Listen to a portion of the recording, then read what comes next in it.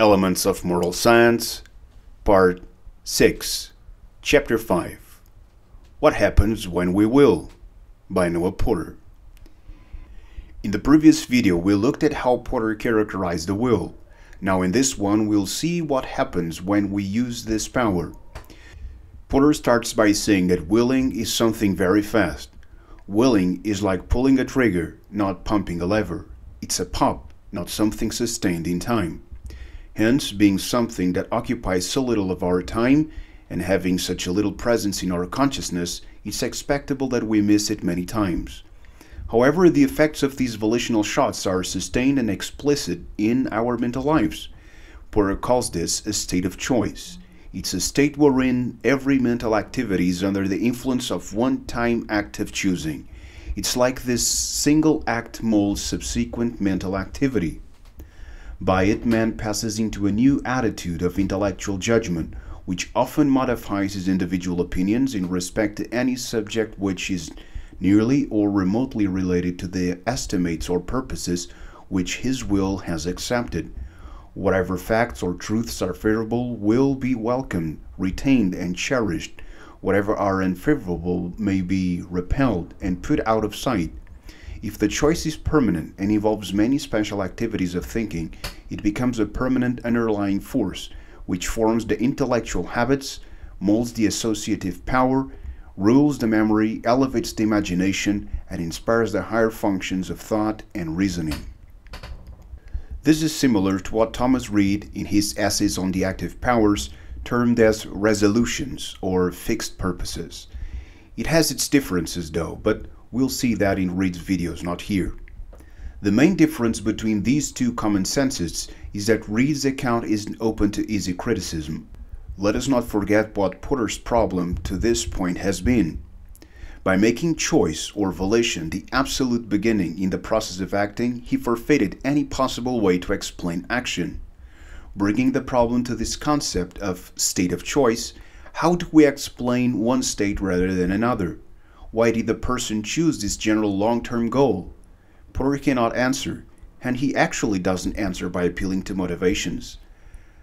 The emotions undergo changes still more obvious, and often no less striking, both singly and in classes.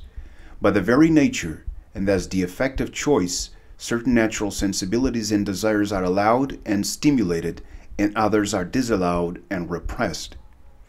The motivations themselves are under the influence of this long-term state of choice. This coheres with his libertarian account for sure, but this is not a happy coherence for Porter.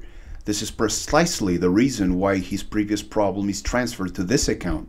Here we can see the importance of having a strong core at the center of a theory.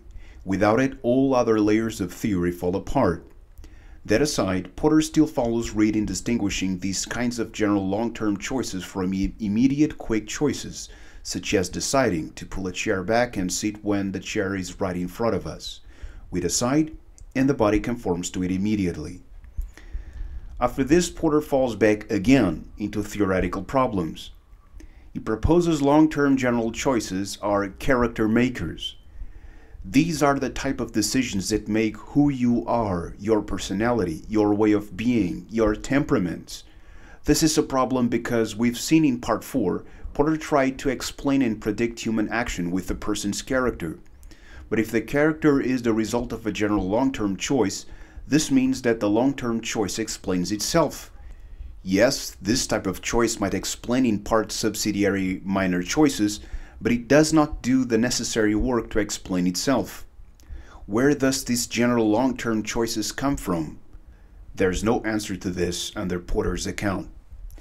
Anyway, Porter goes on and uses this state of choice to explain why it is so difficult for people to change.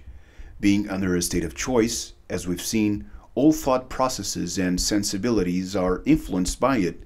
It's like the person surrounds herself with ideas, beliefs, and feelings that facilitate the satisfaction of these choices. Practically considered, nothing is so strong and certain to continue as a controlling choice which has taken a deep and extended hold of the inner life and has woven around the chosen objects of its devotion a network of fond and fixed associations. And it is precisely these states of choices over which moral evaluation falls. Every other choice stems from this general one, and hence its moral properties reflect on them.